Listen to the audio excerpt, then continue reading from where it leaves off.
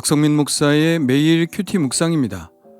사도행전 15장 22절로 35절입니다. 이에 사도와 장로와 온 교회가 그 중에서 사람들을 택하여 바울과 바나바와 함께 안디옥으로 보내기를 결정하니 곧 형제 중에 인도자인 바사바라 하는 유다와 실라더라. 그 편에 편지를 붙여 이르되 사도와 장로된 형제들은 안디옥과 수리아와 길리기아에 있는 이방인 형제들에게 문안하노라.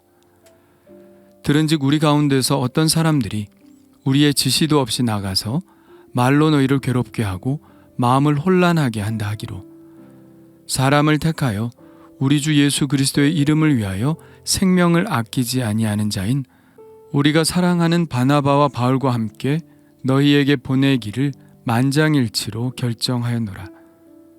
그리하여 유다와 실라를 보내니 그들도 이 일을 말로 전하리라. 성령과 우리는 이 요긴한 것들 외에는 아무 짐도 너희에게 지우지 아니하는 것이 옳은 줄 알았노니 우상의 제물과 피와 목매어 죽인 것과 음행을 멀리할지니라. 이에 스스로 삼가면 잘 되리라. 평안함을 원하노라 하였더라. 그들이 작별하고 안디옥에 내려가 무리를 모은 후에 편지를 전하니 읽고 그 위로한 말을 기뻐하더라. 유다와 실라도 선지자라.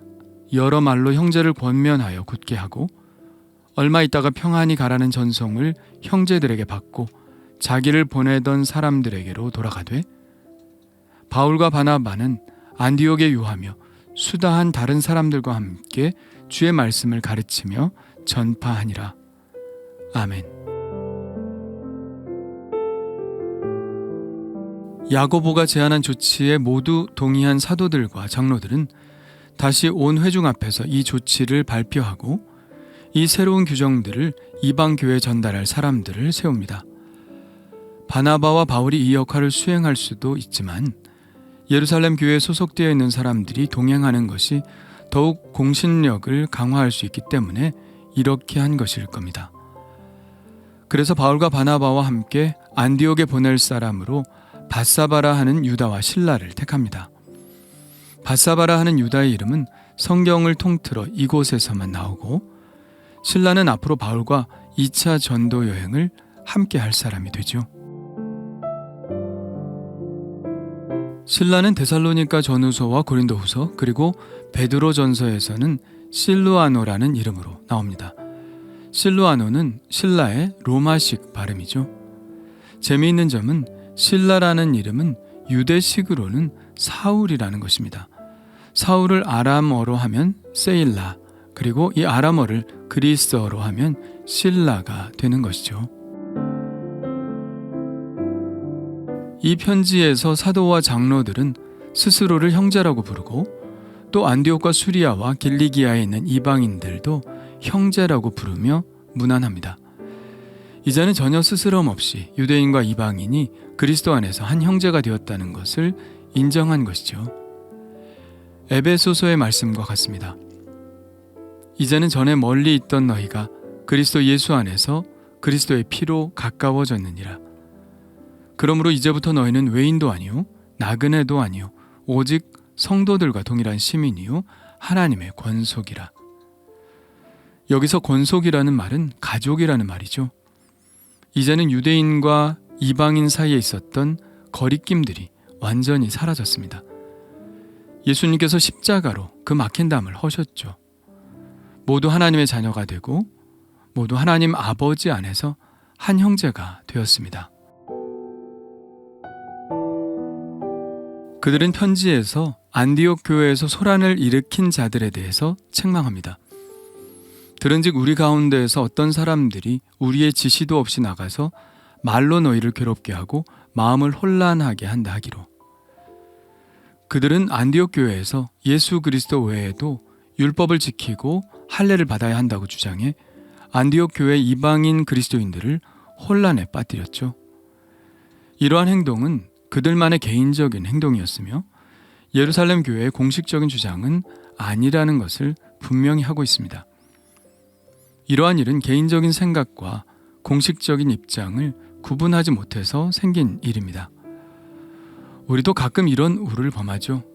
개인적인 생각을 하나님의 뜻인 양 주장한다든지 개인적인 생각을 교회의 공식적인 입장인 것처럼 이야기하는 경우가 있습니다. 개인적인 주장을 넘어서는 것에 대해서는 의견을 내는 것에 대해서 잠시 유보하고 공식적인 입장을 확인한 후 전해주는 것이 좋겠죠. 이것이 공동체를 살아가는 우리들의 지혜입니다. 사도들과 장로들은 바울과 바나바에 대해서 이렇게 말합니다. 우리 주 예수 그리스도의 이름을 위하여 생명을 아끼지 아니하는 자인 우리가 사랑하는 바나바와 바울. 안디옥 교회를 소란케 한 자들에 대해서는 책망을 한 반면 그들과 논쟁을 벌였던 바울과 바나바는 옳다고 그들의 손을 들어준 것이죠. 누군가에게 예수 그리스도의 이름을 위하여 생명을 아끼지 아니하는 자라는 소리를 들을 수 있는 사람이 과연 얼마나 될까요? 이것은 입에 발린 소리가 아니라 실제로 바울과 바나바가 그랬다는 것을 우리는 잘 알고 있습니다. 우리는 찬양을 통하여 내 생명 주님께 드리리 이렇게 고백하고 주님 앞에 내 생명 드리리라 이렇게 찬양하지만 실제로 목숨이 위협받는 상황에서 굴하지 않고 예수 그리스도의 영광을 선택할 수 있는 사람이 얼마나 있을까요? 나는 과연 어떨까요? 초대교회가 부흥할 수 있었던 이유는 바로 이것 때문이 아닐까요?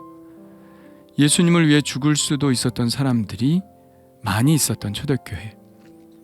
그러니 예수님의 복음이 그렇게 많은 사람들의 마음을 파고든 것이겠죠.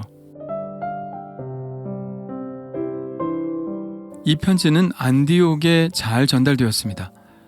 내용은 우상의 제물을 피하라는 것과 목매어 죽인 것과 음행을 멀리하라는 것이었습니다. 그리고 이방인들은 다른 율법을 준수해야 한다거나 특별히 할례를 받지 않아도 된다는 것이었죠.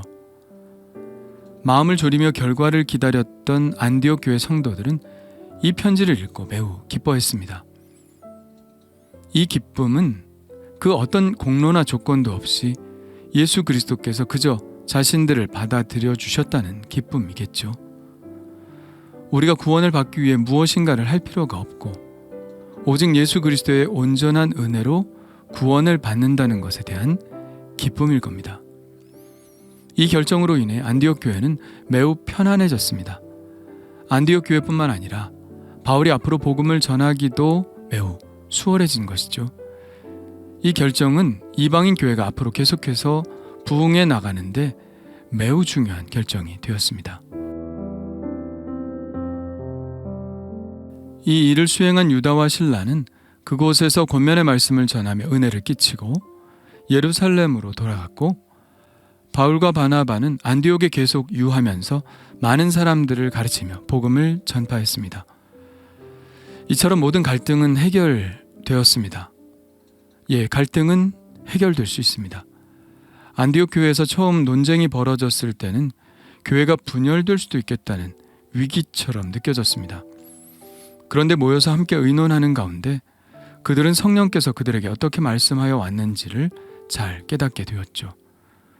그동안 성령께서 해오신 일들을 잘 미루어 관찰하여 좋은 결정을 하게 된 것입니다. 그래서 28절에는 이 결정이 성령이 주신 결정이라고 말합니다. 성령과 우리는 이 요긴한 것들 외에는 아무 짐도 너희에게 지우지 아니하는 것이 옳은 줄 알았노니. 회의 때 성령께서 계시하셨다는 말은 없지만 그동안 사역 가운데 행하신 성령님이 어떻게 행하셨는지를 잘 묵상하며 결정을 했으므로 성령님의 인도하심을 따랐다고 말할 수 있는 것이죠. 이처럼 성령께서는 우리의 결정을 인도하십니다. 성령께서 내 귀의 음성을 직접 들려주시지 않아도 지금까지 우리를 어떻게 인도하셨는지를 묵상하면 오늘의 결정을 현명하게 내릴 수 있는 것이죠. 오늘도 성령께서 그동안 내게 베풀어 주셨던 은혜를 묵상하며 오늘의 삶을 결정하기를 원합니다.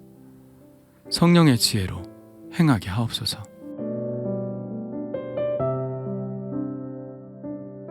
주님 감사합니다. 갈등의 상황을 두려워하지 않게 하시고 함께 모여 의논하고 또 성령께서 그동안 행하셨던 일을 묵상함으로 성령님의 인도에 따라 결정하는 지혜를 허락하여 주옵소서. 언제나 성령의 인도하심을 구합니다. 오늘도 다른 단서로가 아니라 오직 성령님이 기뻐하시는 일을 묵상함으로 좋은 선택을 하는 날이 되게 하여 주옵소서. 예수님의 이름으로 기도합니다. 아멘.